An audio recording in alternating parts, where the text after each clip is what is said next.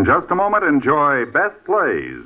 But first, they invented radio, developed color TV, and are responsible for two-dimension motion pictures for nervous people who faint from fright in three-dimension movies. Who are they? Why, Bob and Ray, of course. And every weekday night, you'll enjoy their antics over these stations.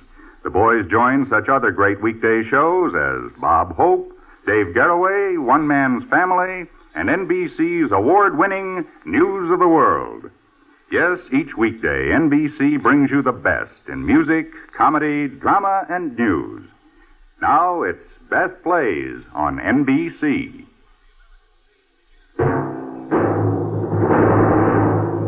From New York, where the American stage begins, NBC presents Best Plays, transcribed with John Chapman.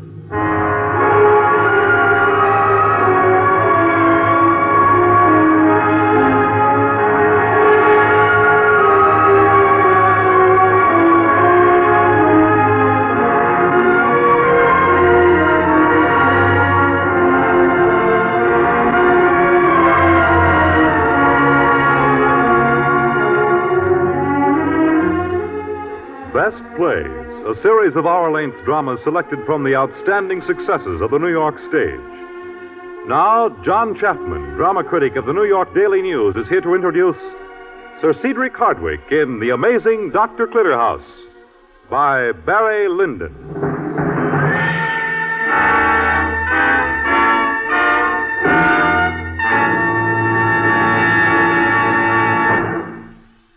Mr. Chapman. Thank you. Welcome, friends and listeners, to another session of our Theater in the Ear. 2 weeks ago, our best play was an English drama about Napoleon, St. Helena. The same year that this piece was done on Broadway, we had another interesting import from London, a melodrama by Barry Lyndon titled The Amazing Dr. Clitterhouse. And in the title role, we had an imported English actor, Sir Cedric Hardwicke. Sir Cedric had come to us once before, but it was his Dr. Clitterhouse which made us sit up and take notice of him. Since then, we have practically taken peaceful possession of the man. Hardwicke is known for his very many smooth roles in the movies and for his many contributions to the New York stage, not only as an actor, but also as a producer and director. He was a calm and witty Caesar to Lily Palmer's beautiful and feline Cleopatra in Shaw's Caesar and Cleopatra. As a matter of fact, Hardwicke, I think, was Shaw's favorite actor and Shaw's favorite director of Shaw plays.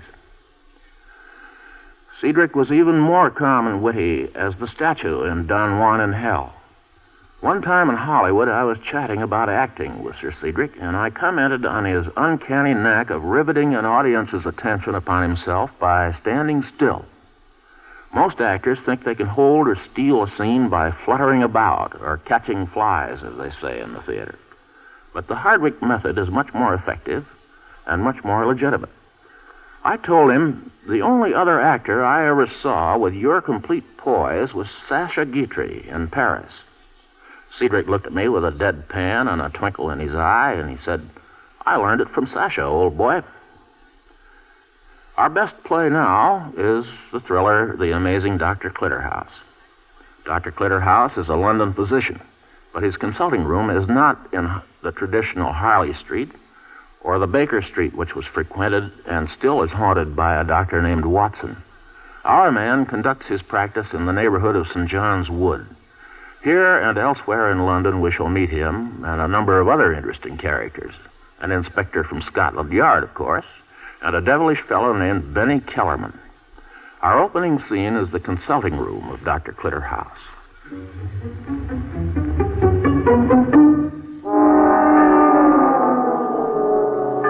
It is 1 o'clock in the morning, but in the consulting room, the lights are still on, and Nurse Ann is, for the 4th time, heating the pot of coffee she has brewed hours before.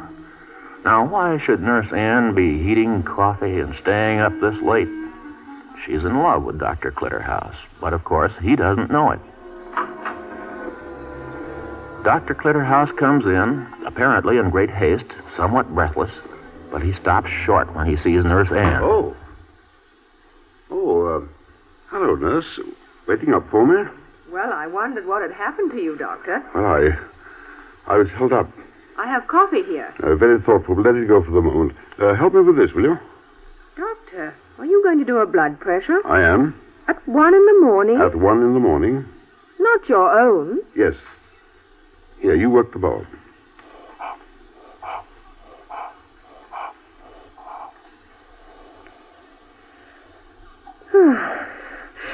Well, there's nothing to worry about there. No, there isn't, is there?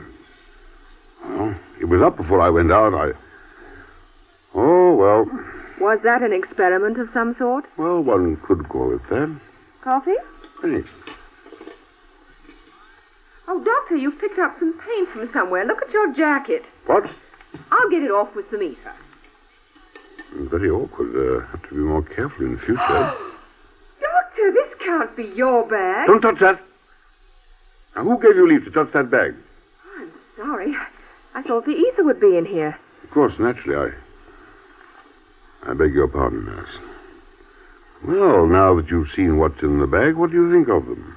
Well, they're beautiful, aren't they? These pearls in particular. I suppose they are. And this brooch. Nurse? Yes, Doctor? At the moment, we're being strictly professional. I didn't mean you to see this at all. It's very confidential.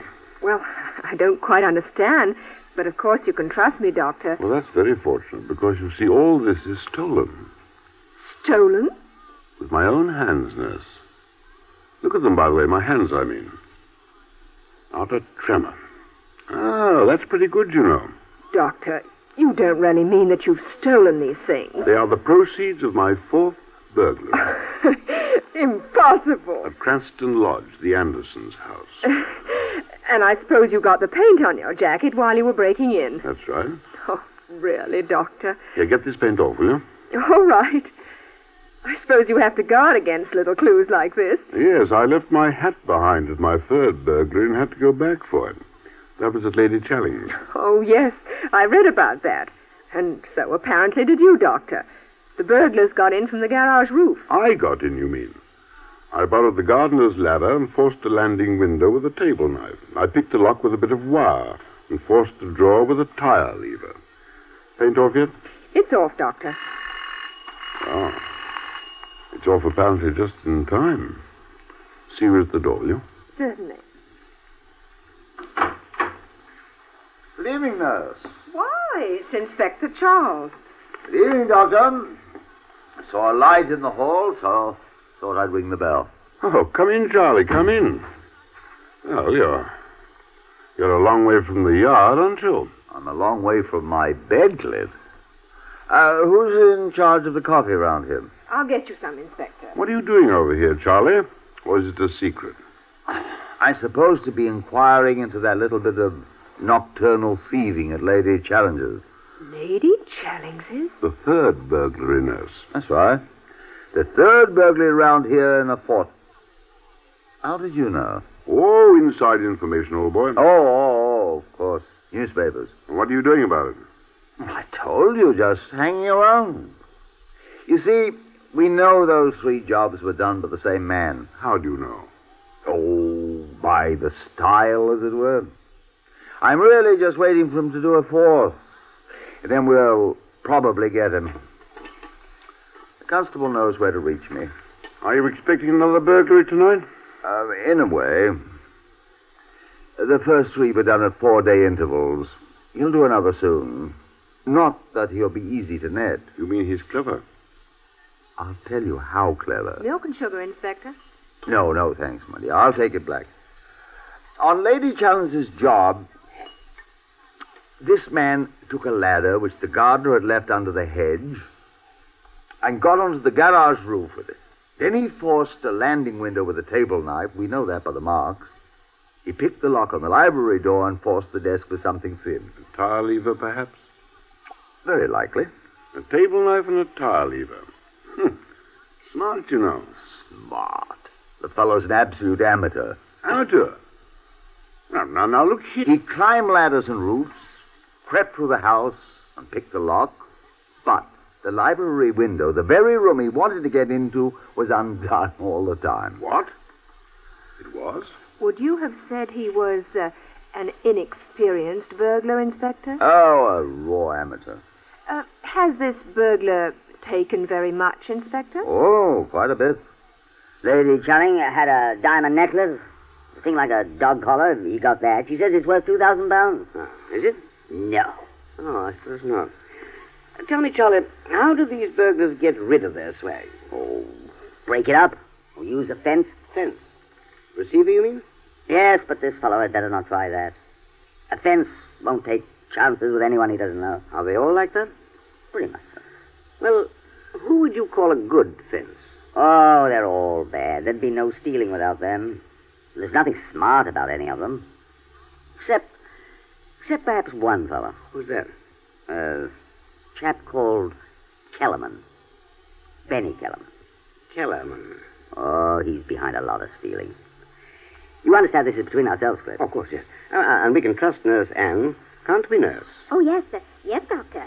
Yes, we've been after Kellerman time and again, but he's a leery bird. He is, eh? Yes, he used to be a working jeweler and watchmaker, then he got into trouble. Now he runs one of those little clubs. Oh, as you told me about him. Is his in the East End? No, off Theobald Road. Hello? Yes? Yes, he's here. It's for you, Inspector Charles. Thank you. Hello? Yes, Constable. What? Yes, at once. Goodbye. What did I tell you? Not your amateur burglar again. You're right. Cranston Lodge, Counselor Anderson's place. Anderson's place? Yes, well, thanks for giving me shelter. I'll have to be off now. Well, so long, Charlie. Good night, Doctor. So, there has been a burglary at Anderson's house. And you've seen the proceeds. But you can't be the inspector's burglar. Well, I should be if you caught me. I wish we could have taken my blood pressure when he walked in here. Do you mean that you've really and truly stolen those things? 4 burglaries within a fortnight, and he calls me an amateur. 4 burglaries? Doctor, you can't realize what you're doing. I think I have a pretty good idea, Nurse. But you can't have. Why could you possibly want that jewelry? And, Doctor, if you were caught... Yes, that would be awkward, wouldn't it? It would be terrible.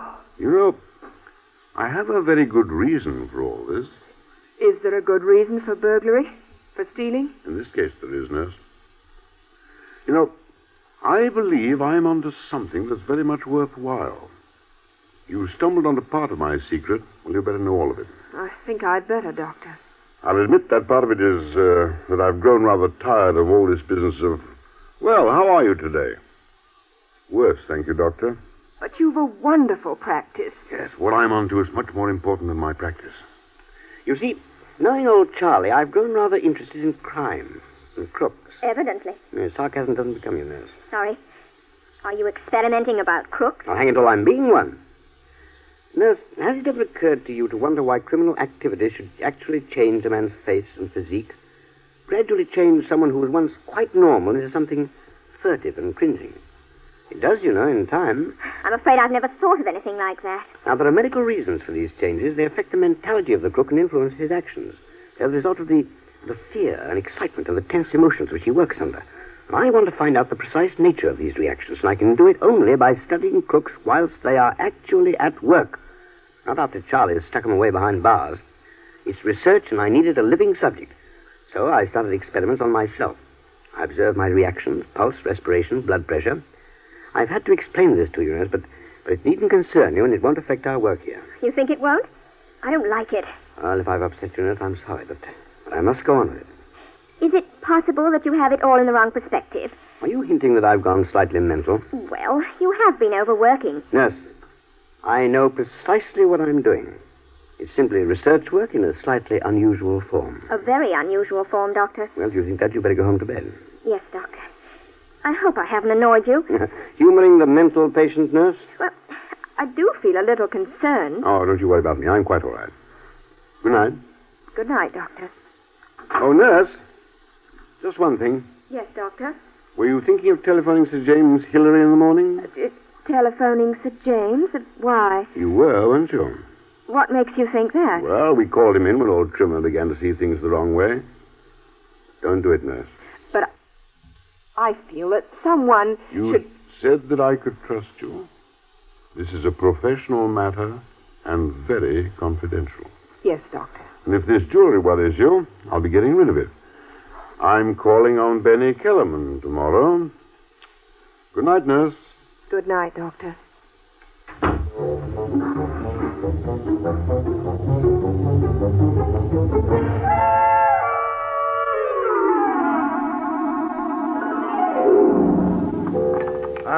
I'll have another ale, Kellerman. All right, Okie. Me too, Kellerman. Hey, want one, Daisy? Well, I don't mind if I do, pal. How's that? It's coppers. Coppers don't knock like that. Whether it's coppers or not, we can't let them see Okie. That's right, Kellerman. I've got to hide. Quick, in here, Okie. Gotcha. All right, Daisy and Pal. Mum's the word. Okay.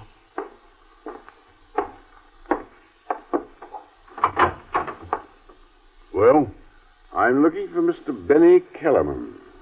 It's me. Fine. Well, I can't talk to you from outside here.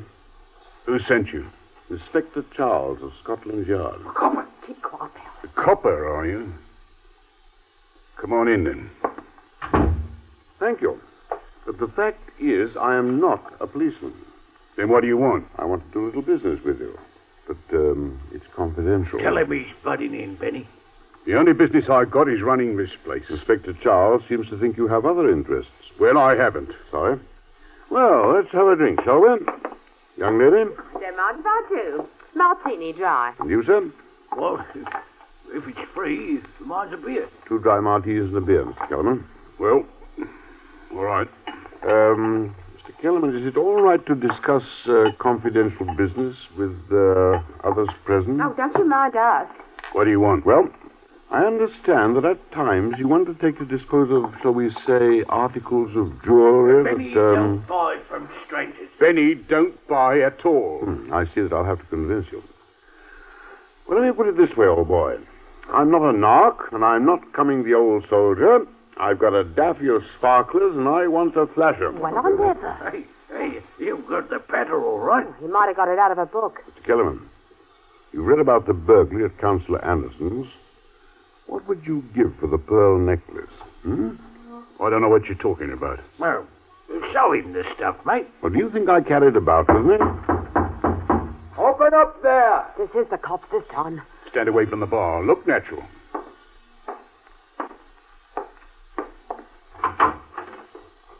Well, Kellerman. Hello, Sergeant. Now, who have you got here? Daisy? Paul Green? Oh, and who's that? A friend of mine. Thank you, Daisy. Where's Bob Oakes? Who? You heard Oakey's been here. Not tonight, Sergeant. When did you see him last? 3 or 4 days ago. Oh. Have you seen him, pal? Me, Sergeant? No. What do you want him for? Oh, would I be likely to tell you? Oh, he hasn't done nothing. No? Something's been pulled off that was just his handwriting. If it wasn't him, he can come to the station and say so. If it was him, well, we'll pick him up anyway. Well, what was the job, Sergeant? It's jewelry. Stuff that's red hot. Understand me, Kellerman? No, Sergeant. You wouldn't, would you? But I'm telling you, it'll burn the fingers off anybody that touches it. What is it? Nearly £2,000 worth. Pearl necklace, diamond bracelet, brooches, and rings. All very nice stuff. Taken from St. John's Woodway, Sergeant? How do you know that? Well, I read the papers. Oh, you do? Well, who are you? Beg your pardon? You heard. What's your name? For the matter of that, what's yours? Now, don't try to be funny with me. Come on, answer up. Who are you? Who are you? Sergeant Bates is my name. Oh? You got your warrant card? What do you mean? You know perfectly well what I mean. Your warrant card will prove your bona fides. Have you got it? Of course I have. Then will you kindly produce it? Yeah, what's your game? Well, you come in here asking questions of everyone, and we've a right to know who you are. Well, they know me here. All the same, I should like to see your card. Very well. Thank you. Sergeant Augustus Bates. What are you laughing at, pal? Sorry, Inspector. And then who are you? Me? You, yes. What's that to do with you? I asked you your name. And I refuse to give it. Now, don't you come that with me. You've no shadow of a right in even requesting my name. Haven't No. I? Have a good mind to pick you up. On what grounds? Suspicion. Then why don't you do it, Sergeant? You've anything to be suspicious about? Have you seen Okie? I don't even know him. All right, then. I'm going now. But you keep a civil tongue in your head next time you speak to a police officer. Sergeant Bates, Yeah? if this kind of impertinence is repeated, I shall take steps to bring it to the notice of your superiors at the yard. Good night. Good night. Oh, blimey. Did you hear that? Take steps to bring it to the notice of your superiors. Will you choke the sergeant off? He'll have it in for me after this. Good on you, matey. He's a right un, Benny. Oh, you've certainly got a nerve. What's your name? Well, I wouldn't even tell a policeman that. All right, Okie. You can come out now. How did you know he was in there? I heard every word. That was a treat that was, mate. Well, your beer hour gave you away, Okie. I could see it running out beneath the panel. Have another? He's a right un, ain't he, Okie? Take steps to bring it to the notice of your superior. Oh, God, lovey, that was worth living for. I'll try the same as you. You never did that job, did you, Okie? No, not me. But I don't want to answer no questions tonight. I'm afraid I owe you an apology, Okie. I must have duplicated your excellent methods. You did the job? That and 3 others. Working on your Jack Jones? On my own. Yes? Yeah. Okie. You think he's all right? Well, you've got to say about that, Kellerman. Are you prepared to do business, Kellerman? Where have you got the stuff? With me? Well, you said you hadn't got it. I beg your pardon. I asked if you thought I carried it with me. As a matter of fact, I do. Blimey, look at that. Stone me, you're a knockout. And you back onto the sergeant with all that on you? I assume, Kellerman, that we can do business after all. I think we can. I'd like to do some business with you myself. Okay, it's an interesting suggestion, the one that I was about to make. I know you're experienced in this sort of work. How about Pal? Try me. And me. Excellent. Just what I'd hoped for. I think this can be a most interesting group. I think, in short, gentlemen, and Daisy, that we are in business together. Your health.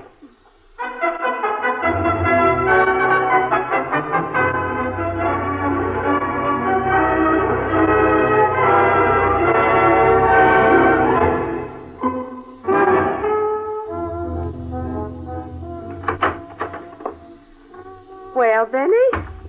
And what do you think of the flat? I don't like it. Don't like it, don't you? But those drapes, do you know how much they cost a yard? And their clock. And look at the furniture. I don't like the idea of him setting you up in a flat. Jealous? I don't have to be jealous of him. When the time comes, I'll have him crawling to me. Then you are jealous. Oh, Benny, honest, it's just like he said. This is a place for the gang to come to. This is where we make plans and split the swag. And you live here and he pays the rent.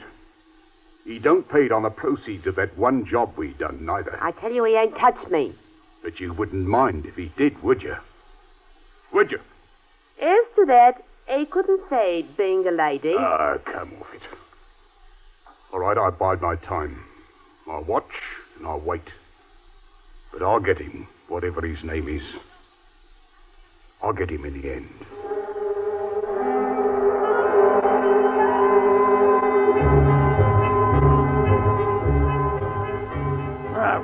Off a mo. No, I'm not going to have it done. He says you got to have it done. He says it's important. He taught me how to do it, and he's the boss. So I'm going to do it. I don't need no blood test. No, my blood's red the same as anybody else. Well, we'll see if it is. Here now. Hold still. Blimey. He's fainted. I can't understand it. One burglary after another, each one bigger than the last. It's a gang, there's no question about that. And some of the features of these cases seem to point to certain old friends of ours. But the planning, the execution, so clever, so daring. It indicates that the gang has a leader who never operated around here before. We got to catch that fellow. That's all there is to it. We've got to catch him.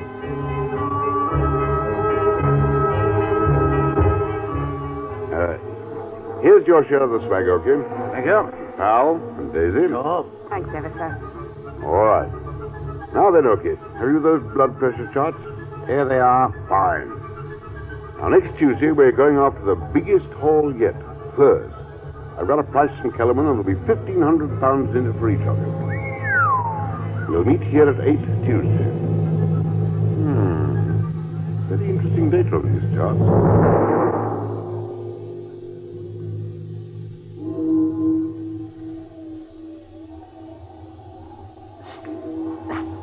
Over here, Ogie. All set. Watchman, Trussed up. is Pal getting the furs? Putting them in boxes, just like you said. Fine. Now we've got to carry them across from the roof of this building to the roof of the next one.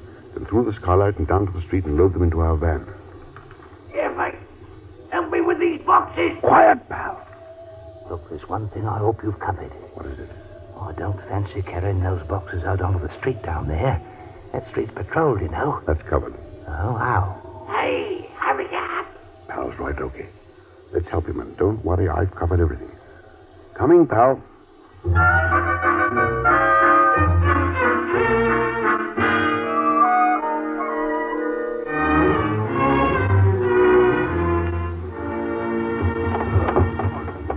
All right, okay. Pal, this is the last of the lot. Into the lorry. You, mate.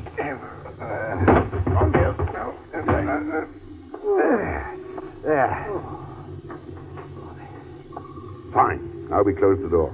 And we're on our way. Lumpy, up it, a copper. Run. Stand still, you fools. Now, get into the lorry. I'll speak to him. Wait, get him. Wait.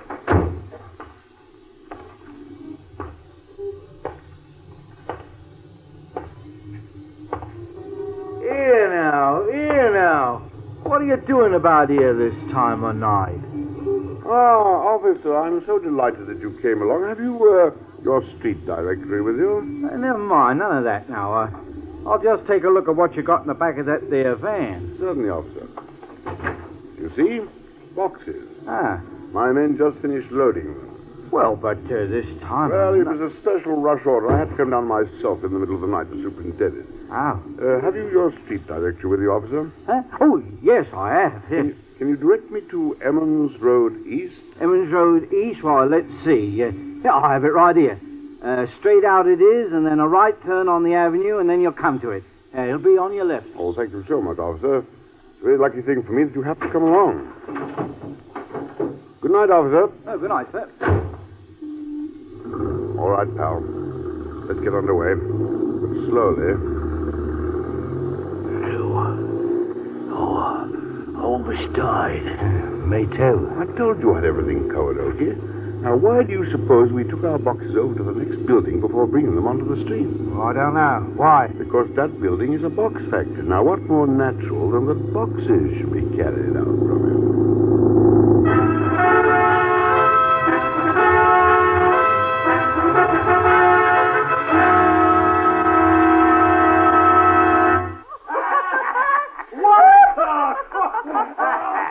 You can see for yourself, officer. They're just boxes. Yes, boxes. Well, let's celebrate. One year, Benny.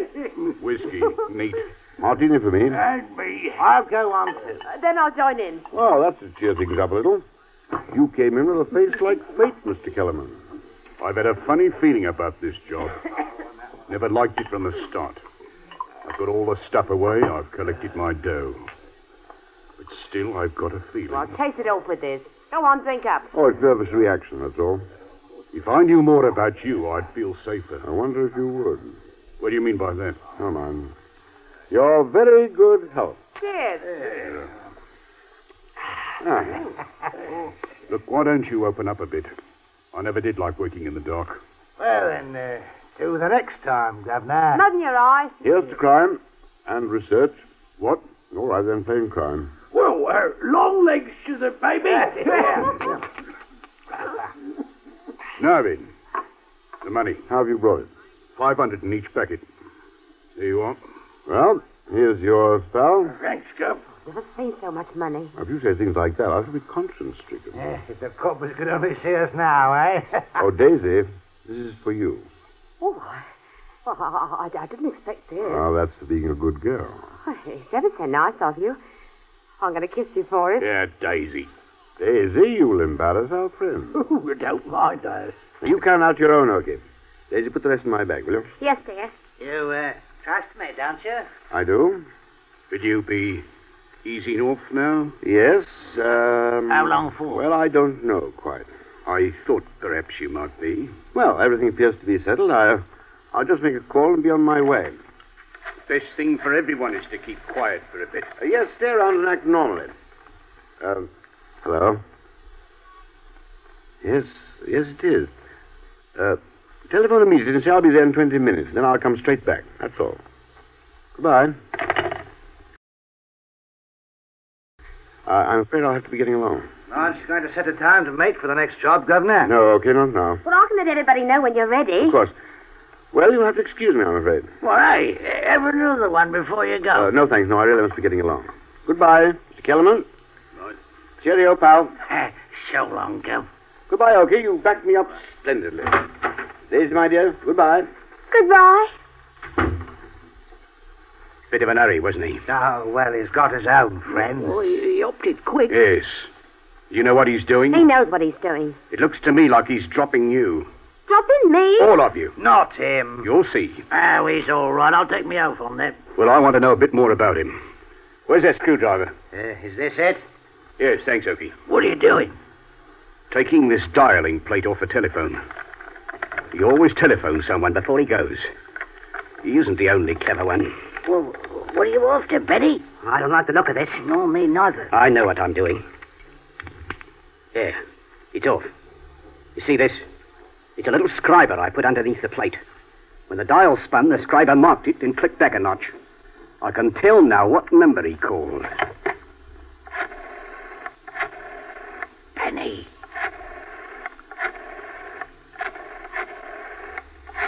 Here, Benny, are you ringing the same number? I am. I wish you wouldn't, Benny. Looks too tricky to me. Why don't you lay off it? It can't do any good. You leave this to me. Hello? Doctor Who's resident? Oh. Sorry, wrong number. Now I know. You know who he is? Yes, I do. Now I'll have a bit of fun.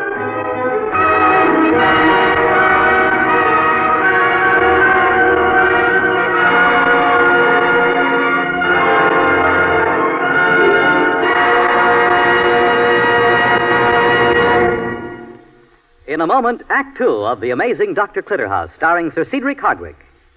This is NBC, the national broadcasting company.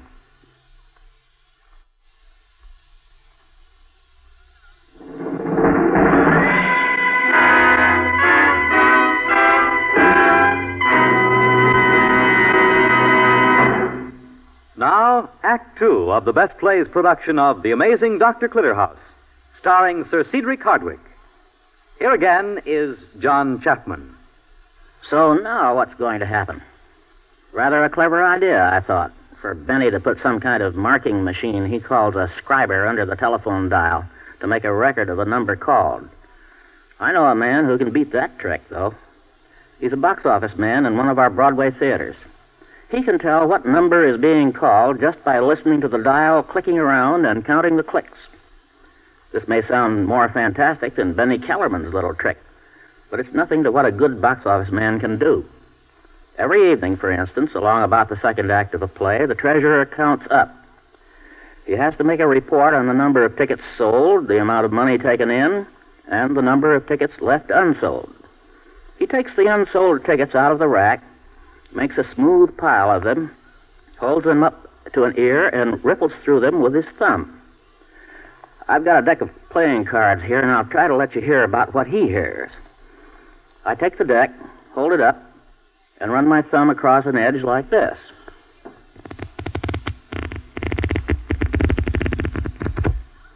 Can you count how many cards there are? I can't.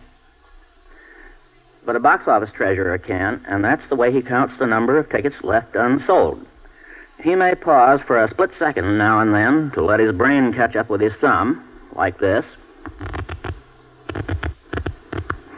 But he doesn't make mistakes. But let's find out now what is happening in our play. Dr. Clitterhouse has got himself into Benny's little mob by saying, I'm not a narc, and I'm not coming the old soldier. I've got a daffy of sparklers, and I want to flash them. I love that line. I don't know what it means, because Humphrey Bogart would never talk like that. But it has a pleasant underworld sound to it. So, Clitterhouse is in the mob, and the clever Benny with his scriber has found out who Dr. Clitterhouse is.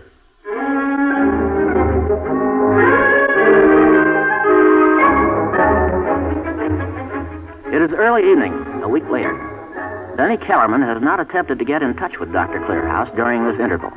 Benny Kellerman is too smart to rush quickly into something that means so much to him. He has spent his time learning everything he can about the respectable Dr. Clitterhouse. And now, only now, he sits in the waiting room of Dr. Clitterhouse's office while Nurse Ann goes into the consulting room. Oh, Doctor, can you see someone? Who? A Mr. Benjamin. Patient? You've never attended him, but he says it's rather urgent. I do have some writing to do. Your notes, Doctor? Yes, I've discovered some things which should prove interesting. Highly interesting. I've always been so afraid that you'd be caught. I've been very careful. But I've always known when you were doing something. Have you? How? Well, I could tell. Oh? Have you noticed anything recently? You've been very anxious to see the papers. I have, haven't I? Yeah, there's an acknowledgement in this one, just there. Got it? Receipt for £7,000. Anonymous. Police orphanage? The Prisoner's Aid has another lot, but I thought that was rather selfish of me. In case you ever needed their assistance. Well, that was the idea. Don't you think you've done enough now? Can't you give it all up? I haven't quite decided. I should feel much happier. Why doesn't it affect you, Nurse? Yes. Sometimes you appear so tired. Well, late night. So fagged out in the morning. Well, I'll turn in on tonight anyhow, as soon as I'm rid of this chap in the waiting room. Send him in, will you, Nurse? Very well, Doctor. Mr. Benjamin, the doctor will see you now. Yep. Kellerman. Hello, Dr. Clitterhouse. Perhaps you wouldn't mind telling me how you come to be here. Through a little idea of my own. You're not the only fly one. So, you're a proper doctor, are you? Does anyone else know who I am? No. I've kept it to myself. So far. What do you want? Well, when I know what your game is, then I'll know how safe you are. Or putting it more clearly, how safe you are. Have it that way, if you like. You're a doctor. Unless you got yourself into trouble, you don't have to steal. Oh? What's all this medical stuff you've been putting across? Taking samples of blood and all that? Come on, open up. What's the game? Well, I don't mind explaining since you're here. You see this book? It's almost filled with, let's call them my medical notes. What are they for? I intend them as the basis of a book, which may in some measure reveal why crooks are crooks and why they continue to be crooks. It don't make sense to me. Here, what's in this book over here? Notes on everything that I've done. About the big job, for instance? Yes, that's included. I always knew you were dangerous. Suppose the cops got hold of these notes. Well, that's very unlikely.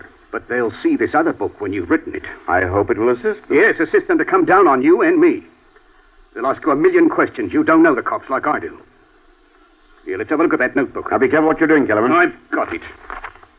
Think I'm like the others, afraid of you? We'll just have a look at this notebook. I doubt if you'll understand it. There's something here, though. P hit the officer during escape about 8:45. 9:15, officer reported killed. P immediately subjected to laryngeal spasm. I can't make out the rest. What is it, Latin? Shall I explain it? There's no need. Any copper could work out the meaning of this for himself. Do you know what you've written here? Yes, I think so. Enough to send us down for 5 years apiece. P for pal. 8:45 was the time of that snatch job when we slugged the copper. He thought he'd done that copper in. And every busy in London knows that pal's voice goes when he's scared. It'd be on this like lightning. Nothing of the sort will appear in the book itself. How do I know that? Give me back that book, Kellerman. Not bloody likely. You hear what I say? I shan't sleep till I've seen this burnt. Burnt? You bet it'll be burnt. You think I'm going to let you walk out on us and keep this? Give that to me, Kellerman, immediately. You try and get it. That book is very important, Kellerman. I am not going to see my work destroyed by you. It's a long sight more important to me. Have you ever thought I could give the office about you? I've got myself covered, see? And they can't touch Daisy. She's only done a bit of minding now and then. Oh, you mean you're thinking of giving me away to the police? It only wants a word. I see. You've been picking the jobs. Now I'll pick them for you. What do you mean by that? I've got my eye on a bank. Oh. Are you suggesting I should break into it? I'm telling you. And I'll give you 20% of what you take. Rather harsh terms, Mr. Kellerman. Does Okie know you mean to suggest them? No, but if you try any funny business, I'll shop you. I'll turn you in and the whole lot will go inside with you. I think I understand you. And I haven't finished yet. I didn't make so much off those furs as I ought to have done. Didn't you? You wouldn't want to see me lose on the job, would you? Not if you could pass me back 1,000 or so to put me right. Oh, so you lost on it, did you? It just occurred to me. Yes, you're making yourself quite clear now. I thought I was. Awkward for you, isn't it? Yes, a little perhaps. Kellerman, do you realize the position into which you're trying to force me? Trying? I know where I've got you. We'll talk about that bank job at the club tomorrow night, not at the flat. You keep away from Daisy, see? All right? Now I think I'll have a drink. I was about to suggest one. Kellerman, do you seriously mean all you've said? You try and cross me. Well, I only wanted to know. You be sensible and there won't be no hard feelings. Well, it seems better to be as friendly as possible for the time we're together. Soda? Not for me. Here. Well, here's luck. I have this sent down special from Scotland. How do you like it? It's a bit, I don't know, got a full flavor. It'll do, You know, Kellerman, I've just realized that my book would hardly have been complete. Yeah. You're not likely to write it now, are you? No. You see, I've secured data on various types of criminal activity, but so far I've overlooked a major interest. Oh, yes? You see, I don't know anything at all about the reactions associated with the greatest crime of all. What's that? Why, disposing of someone. You mean doing somebody in? That would complete the book. And it would complete you, too. You can't get away with murder. Well, I rather think I could, you know. How? Well, I should make my victim unconscious, but I shouldn't actually end his life until I was quite ready to dispose of him. Wouldn't you? No, that would be much too dangerous. I should put him in the back of my car, under some rugs, perhaps. Then I should drive down to Burnham on Crouch. I have a bungalow there which backs onto the river. I should put him into a punt. Then I should go out to midstream, but I shouldn't drop him overboard until I was absolutely certain that I had not been observed and that I was quite safe. Here And being unconscious, he would drown.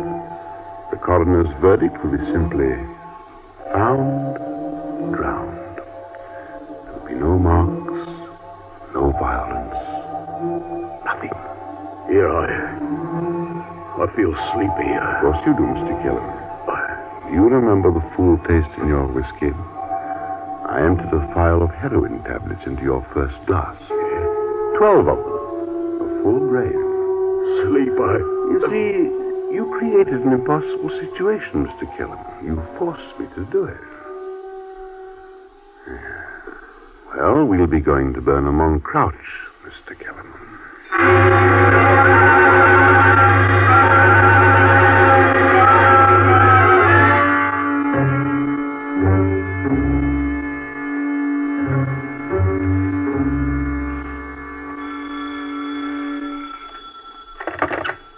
Dr. Clitterhouse residence? Oh, yes, Mr. Davidson. I'm afraid it's hardly possible for you to see the doctor this evening, unless it's very urgent. Oh, yes. 9:45 in the morning would be fine. Goodbye. Good evening, miss. Good evening, Doctor. Where's the news? Right here, Doctor. I thought you might want to see it. Oh, why? There's a picture in it. A picture that's been troubling me, Doctor. Look. Isn't that the man who called himself Mr. Benjamin? Yes. The paper calls him Benny Kellerman. Isn't he the fence you once said you were going to see? Ah, you remember. Doctor, I saw him here 2 evenings ago. That's right, nurse. He's been missing since he came here. Yes, he has, hasn't he? They found him. Found his body in the River Crouch. Found drowned, eh? Doctor, he was not found drowned. He was? Read what it says there. The police are investigating. The paper says that he was dead before he went into the River Crouch. Whatever you gave him was too much for him. Aren't you letting your imagination get the better of you, nurse? I don't think I am. Did you take him to Burnham? Nurse, you don't realize what you're saying. Do you realize that they'll trace him to you? They can't possibly do that. Did you kill him? Nurse, I don't want... Did you? Yes. I did. I had to. He was blackmailing me, forcing me to go on. Oh, good Lord. Everything had been all right, then suddenly it got out of hand. I can't It believe was it. impossible to me. You did give him the heroin. What do you know about the heroin? When I came back from Nurse Harvey's that night, the file on your desk was empty. You'd gone out. You didn't come home until after 2 o'clock in the morning. I waited here until then. I felt there was something wrong. I see. You did give him the heroin, didn't you? Yes. I examined him before I went out on the river. He was alive then. You meant to drown him. But he must have died on the boat. I didn't examine him again. Why didn't you stop before this? Why didn't you? Why didn't You're you? getting hysterical, nurse. You and your precious book. You must destroy it. You see that, don't you? If there's the least suspicion, your notes will give you away. But nothing can be traced to me. How do you know? You've made one slip already. Yes. He was not found drowned. Going to Burnham. That was another. I don't think so. You may have made a third. No. You know, we're frightening each other, aren't we, nurse? Listen, there is absolutely nothing that will link Kellerman with myself. How is it that he came here? You didn't tell him who you were, surely. No, I don't know how you found that out. If he could find it out, someone else could. I don't think so. But you haven't really thought about it at all until now, have you? You haven't been thinking clearly, Doctor. You were not able to think. Oh, why didn't I act differently at the beginning? Why didn't I get a psychiatrist in? Oh, don't be absurd. You've been overworking. You were overwrought. I realize it now. Nurse, please. You were just like a patient who won't give in, forcing a new interest to keep yourself going. You're talking nonsense. I'm just the same as I've always been. I could have stopped all this, and now I'm so frightened for you, so frightened.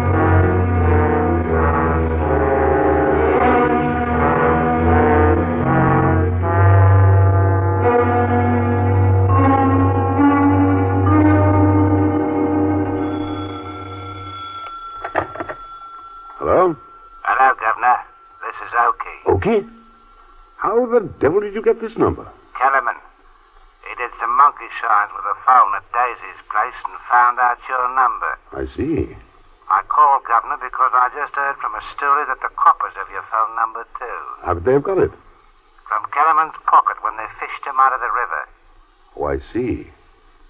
Okay. Listen, don't stop for anything. Get away now and look after Daisy. Don't stay talking to me. Get away now. Good luck, and good luck to pal. Goodbye, Oakey. Devil.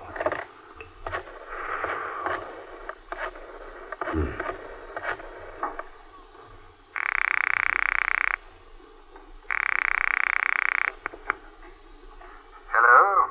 Sir William?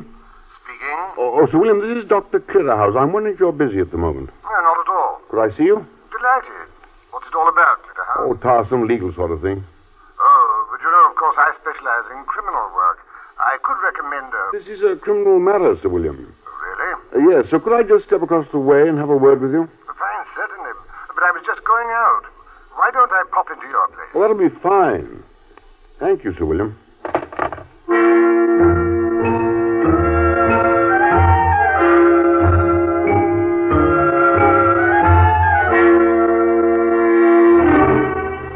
Now, Clitterhouse, what roguery have you been up to, eh? Well, it's not myself. Been caught splitting fees? It's rather more serious than that, Sir William. Oh, it is, eh? Yes. A friend of mine has got himself in rather a mess. A medical friend. Well, what's he done? Well, Sir William, he had the idea of trying to secure data on the nervous reaction of, crooks. Oh, yes. He felt their experiences must have a definite influence not only upon their psychology, but upon their physique. I think I follow you. He wanted, among other things, to work out the medical reasons for it by tests. and close observation, while the crooks were actually at work. Interesting. There might be something to it. He found that there was. He's been carrying out this investigation? Yes. Did you say while crooks were actually at work? I did. Oh, how did he manage that? Well, he simply went amongst the crooks. Fraternized with them? Joined them, Sir William. Good heavens. Are you suggesting that he resorted to criminal practices? Well, he had to find out what he wanted to know. Oh, did he? He worked alone at first on small burglaries. Then he met a receiver and other men, and between them, they did some quite reasonably clever jobs. And he's involved himself, I suppose? He has. Some of the burglaries they committed were what the newspapers call sensational. And your medical friend was in them? Yes, collecting data. Collecting data? Did I understand you to say he jeopardized a medical practice to do this? Yes. What happened to the proceeds of the burglaries? Well, the crooks had their share, and he gave most of his away anonymously. His object was research, you see. I don't know that I do see, quite. I suppose it has got rather beyond him, is that it? Yes. He kept his identity secret, and then one of them found out who he was and tried to blackmail him. That was inevitable. My friend's notes were then practically complete. Well, he didn't want to go on, only this man tried to force him to continue. And then? Then he suddenly realized that he'd studied various types of criminal activity from burglary to well-organized robbery, but he lacked data on the ultimate crime. Not murder? Yes. And he has? He has. In fact, he was obliged to. You mean he removed the blackmailer? Yes. So he has his last chapter. In every detail. And he's now afraid that the police will be after him. Yes, Sir William, he does appreciate that contingency. Look here, Clitterhouse, are you stating a hypothetical case, or has this actually happened? Well, let's assume that it has actually happened. What would be his chances of getting off? Oh, it isn't a matter of chance at all. Isn't it? Oh, he would get off. What? Why? Well, because the man's as mad as a hatter. Good Lord. Well, it's obvious. And he'd get off? Well, the facts being stated by you, I'd stake my reputation on it. Stake your reputation? It wouldn't be worth bringing him to trial. But he's not mad, Sir William. Oh, he may not go about with straws in his hair, but he's not sane, and therefore he's not responsible. But what about his book? Well, that might be quite coherent and perfectly sensible. He probably goes about and acts like anybody else. Just like you and I? Yes. And you'll have to do something about it, you know. What do you mean? You're an accessory after the fact. I take it that you've obtained this information confidentially, but you can't keep it to yourself. Of course, you think your friend must be restrained. I suggest that you ought immediately to inform the proper authorities. I don't want to propose any breach of confidence, but does it happen to be anyone whom I know? Yes. Indeed? Who? Me. Good heavens! Hello, Charlie. Hello, old man. Good evening, Sir William. Good evening, Inspector. Sergeant Bates, come in. Yes, sir. Sergeant, do you recognize this man? Yes, sir. This is the man I saw in Kellerman's Club about 4 months ago. Ah, you remember me. I do. What is this, Charles? Cled, I wonder if you'd mind coming down to the yard with me, if you're not too busy. Yes, we promised ourselves an evening out, didn't we? What have you been up to, old man? Doctor, I don't think I should say very much. All right, Sergeant, you can wait in the hall. Very good, sir. You know why I'm here, don't you, Clid? Yes, I know. Benny Kellerman. Yes. Is this an arrest, Charles? No. We just want to ask a few questions. Well, don't be so upset about it. Everything's all right, isn't it, Sir William? Perfectly. Sir William, would you mind taking charge of this? What is it? All my notes. Clid, what is all this about? Well, I thought it was because he was blackmailing me. And was he? Not quite sure now. As far as I can make out, he was helping me to write a book. Will you come along now, old man? Of course. Sir William, may I retain you to represent me? Naturally, my friend. You won't forget, will you, Sir William? Your reputation is at stake. I shall be very upset if you lose it. Ready, Charlie?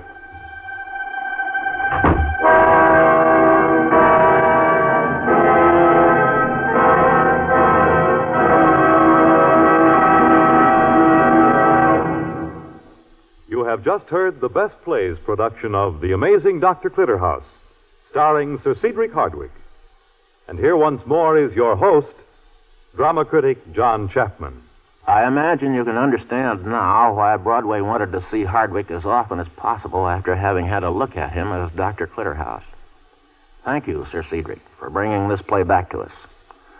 Thank John Stanley for being Benny Kellerman. Thanks to all the good players who have rallied around to our support. Next week, we shall meet several very different characters. They are all quite normal, really, but they do have the oddest names. For instance, there are the gentleman in gay braces and the lady in spectacles. There are a crocus gatherer, a lady in buttoned boots, and even a lady who has lost her underwear.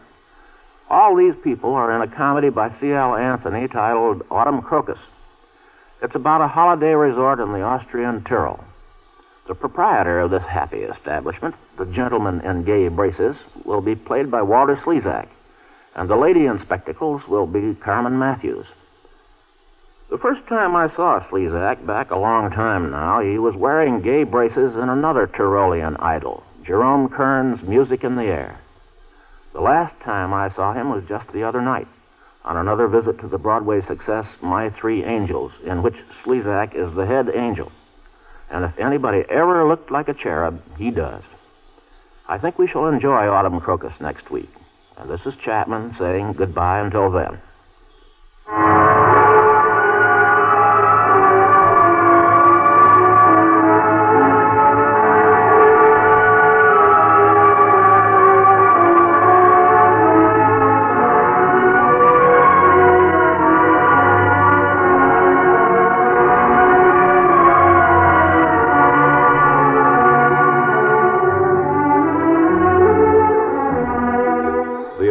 Dr. Clitterhouse was transcribed and adapted for radio by Robert Sandella. Heard in the cast were John Stanley as Benny Kellerman, Alfred Shirley as Sir William, Horace Graham as Inspector Charles, June Peel as Nurse Anne, Ivor Francis as Okie, Kathleen Cordell as Daisy, Guy Spall as Pal, Richard Newton as Sergeant Gates, and Burford Hamden as the constable. Best Plays is an NBC production supervised by William Welch and directed by Edward King. Your announcer is Fred Collins.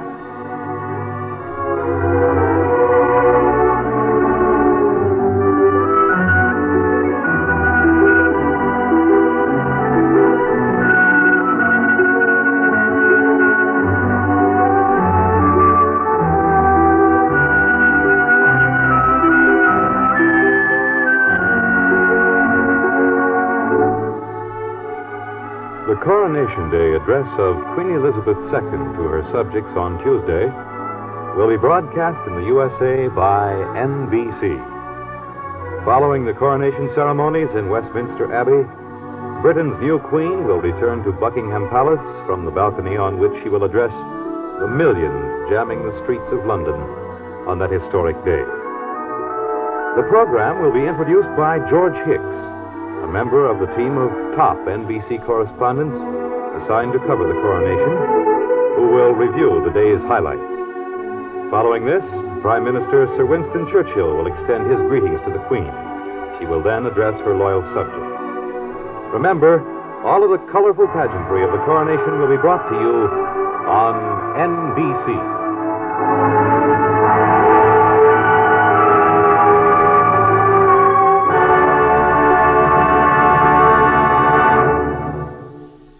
This is Eddie Cantor wishing you a nice weekend. Do you want to make sure you'll be back on Monday? Drive carefully. Don't get killed. This is NBC, the National Broadcasting Company.